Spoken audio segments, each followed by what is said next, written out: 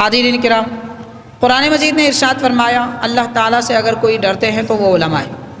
آپ غور کیجئے، قرآن مجید جن کو یہ مہر عطا فرمائی، قرآن مجید نے جن کو یہ سند عطا فرمائی کہ اللہ سے ڈرنے والے روئے زمین پر اگر آپ دیکھنا چاہتے ہیں کسی کو، علماء کو دیکھیے۔ قرآن شریف یہ کہہ رہا ہے، اب قرآن پاک کی آیت کا انکار کون کر سکتا ہے؟ قرآن پاک کی آیت کو کون جھٹلا سکتا ہے؟ اور قرآن مجید نے جسے سند دے دی، پھر کسی اور کی سند کی اسے ضرورت ہرگز نہیں ہے۔ تو حاضرین کرام، اللہ تعالیٰ کا خوف ایمان ہے، یعنی ایمان سب سے زیادہ اگر کسی کے دل میں ہوتا ہے تو وہ علماء ہیں، وہ عالم دین ہیں۔ لہٰذا ہمارا کام، ہماری ذمہ داری یہ بنتی ہے کہ ہم علم سیکھیں، علم سکھائیں، علم دین لوگوں تک پہنچائیں، اور علم جاننے والے لوگ علماء کی قدر و منزلت کریں، ان کی تعظیم کریں اور ان کی عزت کریں۔ ہمارا دین، دین اسلام تو چھوٹوں پر بھی شفقت کی تعلیم دیتا ہے، چھوٹوں پر بھی شفقت کی تعلیم دیتا ہے، اور خاص طور پر یہ دور تو ایسا دور ہے کہ باپ بھی اپنے چھوٹے بچے کو 4-5 مرتبہ اگر جھڑکی دے تو بیٹا قریب نہیں آتا۔ فطرت ہے انسان کی، دین اسلام تو حکم دیتا ہی نہیں کہ کسی کو آپ جھڑکی دو۔ ہمارا مذہب تو ایسا مذہب ہے ماشاءاللہ، اللہ تعالیٰ نے حسن اخلاق ہم کو سکھائے ہیں۔ نبی پاک صلی اللہ علیہ وسلم نے ارشاد فرمایا طلاقۃ الوجہ من الایمان، لوگوں سے خندہ پیشانی سے، مسکراتے چہرے سے ملنا بھی ایمان کا ایک جز ہے۔ نماز پڑھنا ایمان ہے، روزہ رکھنا ایمان ہے، زکوٰۃ دینا ایمان ہے، خیرات کرنا ایمان کا عمل ہے، تو لوگوں سے مسکرا کے ملنا بھی ایمان کا ایک حصہ ہے۔ اس سے معلوم کیا ہوتا ہے کہ لوگوں سے منہ پھرا کے رہنا، غصے کی بات کرنا، طنز کرنا، طعن و تشنیع کرنا، عیب گنانا، غیبتیں کرنا، عام لوگوں کے لیے بھی یہ عمل برا ہے۔ پھر علماء کے متعلق اگر کوئی اس طرح کا عمل کرتا ہے تو اب اندازہ کریں کہ وہ کتنا برا ہوگا۔ تو حاضرین کرام، علم دین کی قدر و منزلت علماء سے، جب تک عوام الناس کے دل میں علماء کی قدر منزلت رہے گی، علم دین باقی رہے گا۔ مان لیجئے کہ آپ کسی عالم دین کو مانتے ہیں، بھروسہ کرتے ہیں، اگر ان کی ہی قدر آپ کے پاس نہیں ہے تو آپ ان کی بات کیوں مانیں گے؟ ایسے ہی اگر مسلمان عوام علماء کو برا سمجھے تو پھر وہ سیکھیں گے کس سے؟ یہ سوال پیدا ہوتا ہے، کیونکہ سارے دین کی باتیں علماء جانتے ہیں۔ جب علماء ہی برے ہیں، مدرسے ہی برے ہیں، تو پھر آپ سیکھیں گے کس سے جناب؟ آپ کو جو نماز پڑھا رہے ہیں وہ بھی تو علماء ہیں، آپ کی نماز جنازہ جو پڑھائیں گے وہ بھی تو علماء ہیں۔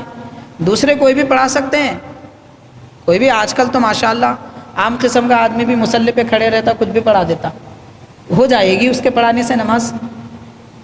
علم بھی تو ہونا چاہیے، باریکیوں کا بھی تو پتہ ہونا چاہیے کہ میں جو نماز پڑھا رہا ہوں وہ ہو رہی ہے یا نہیں ہو رہی ہے۔ شرائط کے مطابق نماز ہوتی ہے، شرائط کے مطابق عبادت ہوتی ہے، بغیر شرط کے کوئی چیز تھوڑی ہوتی ہے۔ ہمارے اپنے گھر کے بھی چند اصول ہوتے ہیں، یہ تو دین اسلام ہے، تو دین اسلام کے بھی بہت سارے اصول ہیں۔ ان اصول کو جاننے والے جو ہوتے ہیں وہ علماء ہوتے ہیں۔ معزز حاضرین، میں اب دوسری بات آپ سے عرض کروں گا کہ روئے زمین پر جتنے اللہ والے ہیں وہ علماء ہیں۔ آج تک کوئی جاہل ولی نہیں بنا ہے، یہ یاد رکھیے اچھی طرح۔ اللہ، حدیث پاک کا خلاصہ میں عرض کر رہا ہوں، اللہ تعالیٰ اپنی معرفت کسی جاہل کو نہیں دیتا۔ حدیث پاک الفاظ مجھے یاد نہیں ہے اس لیے میں خلاصہ کہہ رہا ہوں۔ اللہ تعالیٰ اپنی معرفت کسی جاہل کو نہیں دیتا۔ جتنے اللہ والے گزرے ہیں سب اللہ کی معرفت رکھتے ہیں، اولیاء اللہ جتنے اللہ والے ہیں سب عالم ہیں۔ علماء نے جو علم سیکھا ہے وہ علماء اولیاء سے سیکھا ہے۔ دنیا میں عیسائی بھی جاننے والے گزرے ہیں، یہودی بھی جاننے والے گزرے ہیں۔ ہمارے دین کا، ہمارے علم کا تعلق کسی یہودی اور عیسائی سے نہیں ہے، ہمارے علم کا تعلق اہل بیت کرام سے ہے، صحابہ کرام سے ہے۔ انہوں نے جو علم سکھایا وہ آج ہمیں ملا، انہوں نے جو کتابیں لکھی ہیں آج ہم وہ پڑھتے ہیں، وہ پڑھاتے ہیں۔ دیکھیے، ہواؤں میں باتیں اڑانے سے کچھ ہونے والا نہیں ہے، جو بات کریں دلیل سے کریں۔ ہے اتنی اگر طاقت ہے تو ماشاءاللہ کتاب لے کے بیٹھے، پھر بولیں، سمجھائیں، بات پتہ چلے گی کہ کیا غلط کہا جا رہا ہے، کیا صحیح کہا جا رہا ہے۔ میں یہ بات اس لیے عرض کر رہا ہوں کہ حاضرین، اس دور میں عوام اپنے گھر کے نوکر سے زیادہ عالم کو بولتی ہے۔ گھر میں نوکر اگر کوئی ہے تو اسے بھی اتنا برا نہیں کہا جاتا جتنا آج ہماری عوام علماء کو برا کہتی ہے۔ اس کا نتیجہ کیا نکلے گا آپ کو پتہ بھی ہے؟ آپ یوں سمجھ لیجئے کہ آپ اپنے گھر کی چھت پہ سبل مار رہے ہیں تو وہ چھت آپ کے اوپر ہی گرے گی۔ یوں سمجھ لیجئے کہ آپ کے گھر جو پلر پہ ٹکی ہوئے آپ وہ پلر توڑ رہے ہیں تو گھر آپ پہ گرے گا۔ علماء دین اسلام کے ستون ہیں، آپ ان کو کمزور کریں گے تو پھر دین گر جائے گا، قائم نہیں رہے گا۔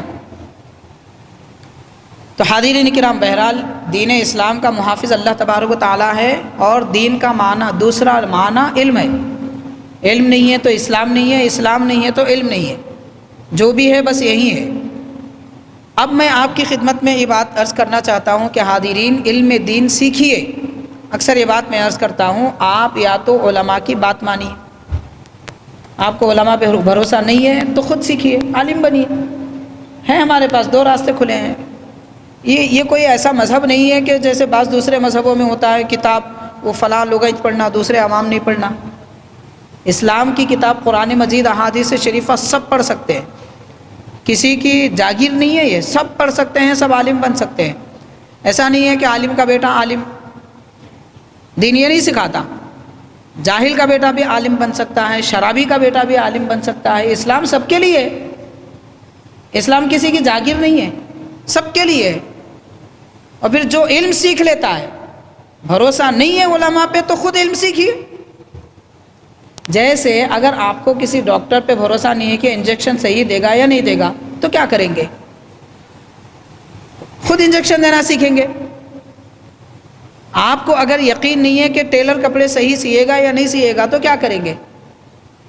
خود کپڑے سینا سیکھیں گے۔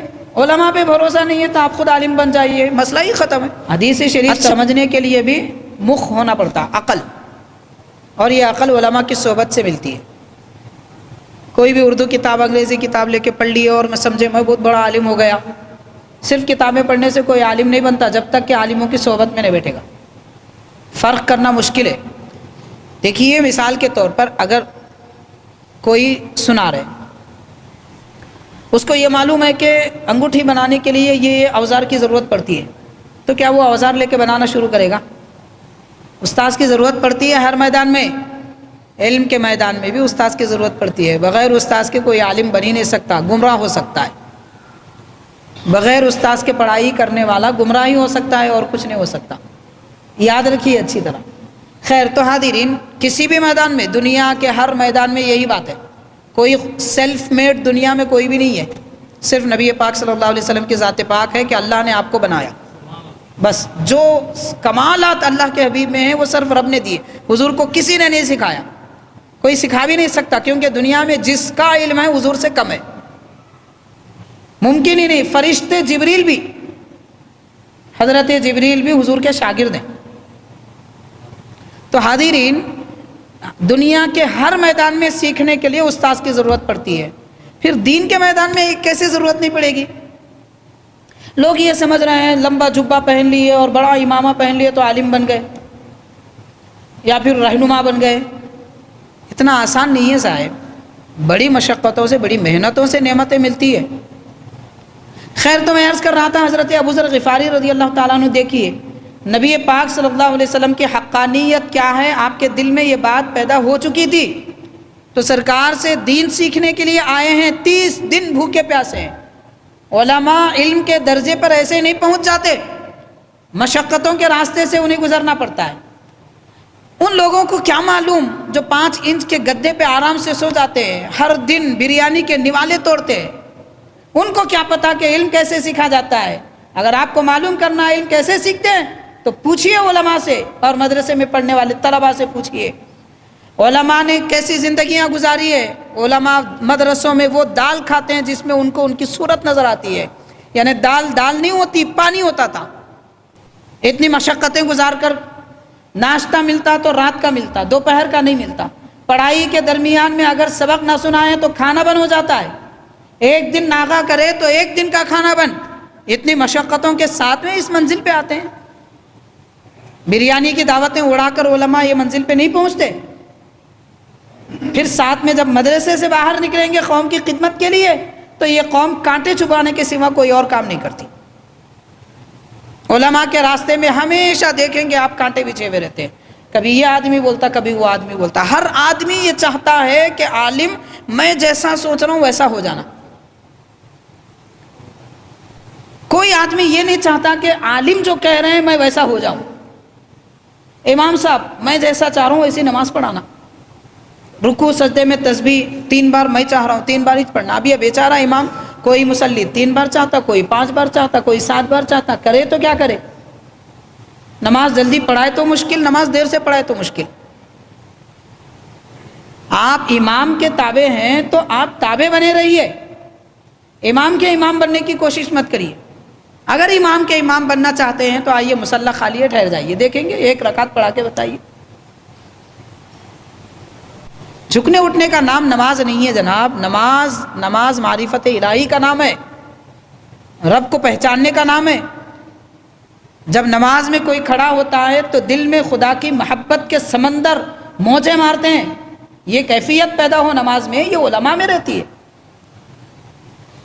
ہم نے چکھا ہی نہیں ہے، نمک چکھا ہی نہیں اور کہہ رہے ہیں کہ سالن پھیکا ہے، جو علم سیکھتے ہیں ان کے متعلق کیا فرمایا؟ نبی پاک صلی اللہ علیہ وسلم نے فرمایا جو لوگ علم دین سیکھنے کے لیے زمین پر چلتے ہیں اللہ تعالیٰ فرشتوں کو روانہ فرماتا ہے، فرشتے اس کے پاؤں کے نیچے اپنے پر بچھاتے ہیں۔ اتنی بڑی فضیلت سوائے علم دین کے کہیں اور آپ کو نہیں ملے گی۔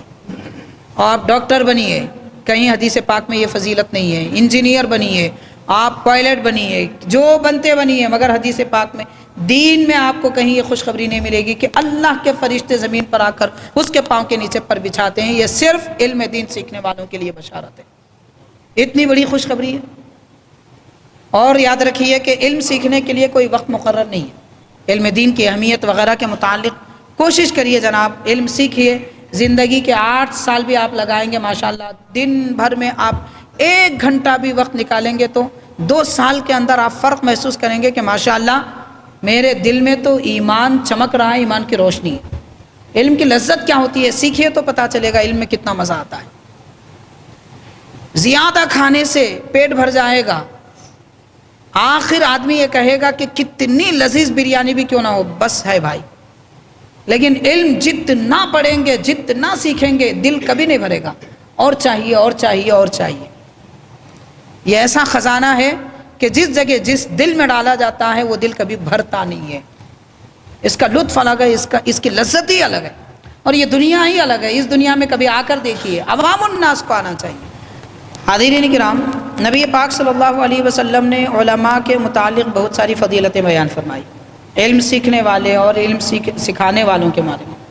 بڑی مشہور حدیث پاک ہے، حضور نے فرمایا تم میں سب سے اچھا وہ ہے، تم میں سب سے بہتر وہ ہے جو لوگوں کو سکھائے اور خود سیکھے۔ قرآن مجید خود سیکھے اور دوسروں کو سکھائے۔ قرآن شریف سکھانے کا معنی صرف یہ نہیں ہے کہ اس کو الف با تا سا زیر زبر اور جزم تشدید یا کچھ قواعد سکھائیں، یہ تو حروف کا علم ہے۔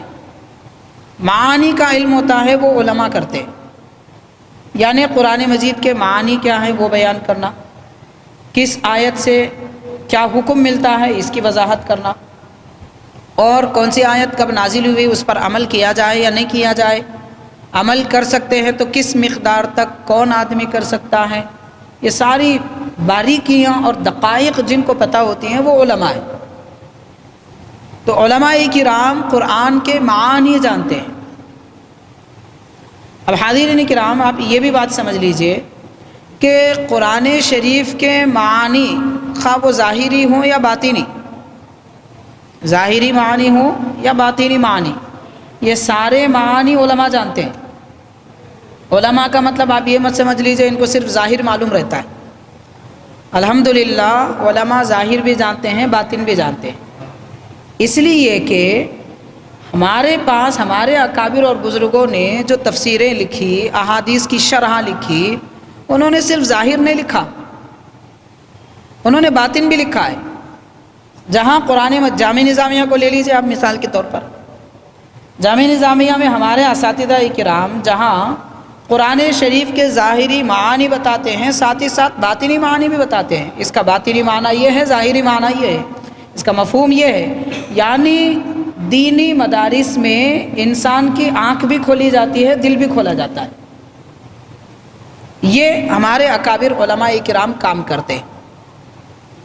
معزز حاضرین، علم دین سیکھنا ہمارا فریضہ ہے، علم دین سیکھنا ہماری ذمہ داری ہے۔ علم دین اگر کوئی نہیں سیکھتا ہے تو وہ دنیا میں بھی نامراد ہوتا ہے، آخرت میں بھی نامراد ہوتا ہے، کیونکہ علم سے تو بہار ہے، علم سے تو رونق ہے، علم سے تو روشنی ہے۔ علم سے روشنی دنیا میں بھی ہے، قبر میں بھی ہے، قلب میں بھی ہے، قبر میں بھی ہے۔